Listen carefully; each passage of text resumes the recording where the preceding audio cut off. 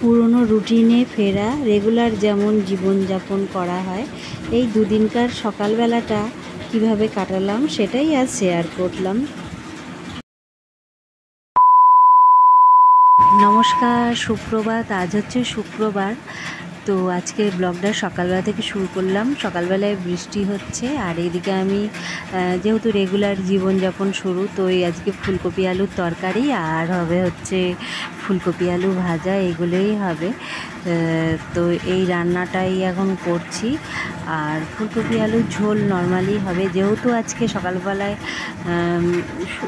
শুক্রবার নিরামিষ খাই না, তবু খাওয়া হচ্ছে, কারণ সকালে সম্ভব হয় না তাই যাওয়া। তো জানোই তোমরা তো, যারা অনেক দিন ধরে ব্লগ দেখো। আর এদিকে ফুলকপি আলুটা ভাজছি, এটাই লাঞ্চ আমাদের। তো চলো রান্নাটা আমি সেরে নিই।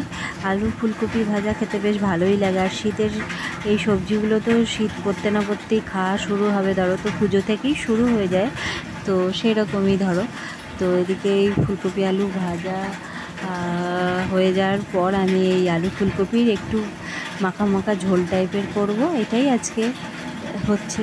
আর যেহেতু পুজো আচ্ছা শেষ হয়ে গেছে, সবার মন এখন একটু খারাপ, যেহেতু কদিন সবাই পুজো নিয়ে চারিদিকটা যেই যেরকমই আনন্দ করুক না কেন, ছিল তো ব্যস্ত সারাটা জীবন। মানে শুধু পুজো বলে না, মানুষকে ভালো থাকতে হবে। মা দুর্গতি নাশিনী মানে অসুরকে বিনাশ করতে আসে, তাই বলে কি পুজোর পর ভালো থাকবে না কেউ?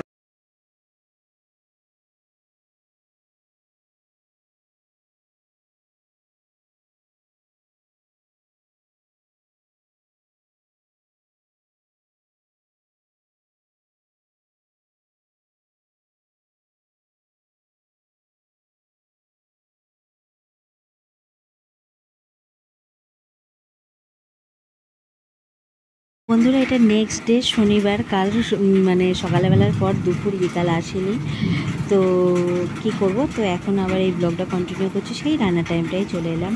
তো আজকেও সেই মেঘলা ওয়েদার, চারিদিকে মানে ছিটে ফোটা রোদ্দুর। তো আমি এই যে একটুখানি ওল ভাতে দিলাম।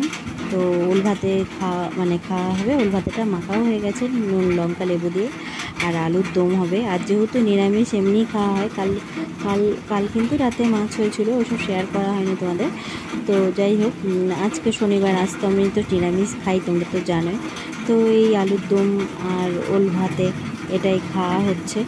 আর এই দেখো নিচে কি জল, মানে এই বৃষ্টির ফলে কি জানি না, এখন খুব নিচটাই খুব জলে ভর্তি হয়ে থাকে। আর তারপরে দেখো আমার আলুর দমও রান্না কমপ্লিট। ছাদে এলাম, এবার তো হেমন্তকাল ঢুকবে মনে হচ্ছে, কই যেন বর্ষাই কমছে না। ধরো শরৎকাল তো যাবে যাবে ভাব। ধরো চারিদিকটা এখন এরকমই পরিবেশ। এটা ভাড়া বাড়ি, কতটা বড় এরিয়া মিলে ছাদ ঠিকই, তো অনেক জায়গা বড়টা, মানে এটা তো এখানে অনেকেই থাকে এই ভাড়া বাড়ি, মানে এই ভাড়া বাড়িটাতে, মানে ফ্ল্যাট টাইপের। কিন্তু ফ্ল্যাট মানে সঠিক বলাও চলে না, কারণ ফ্ল্যাট হলে একটা আলাদা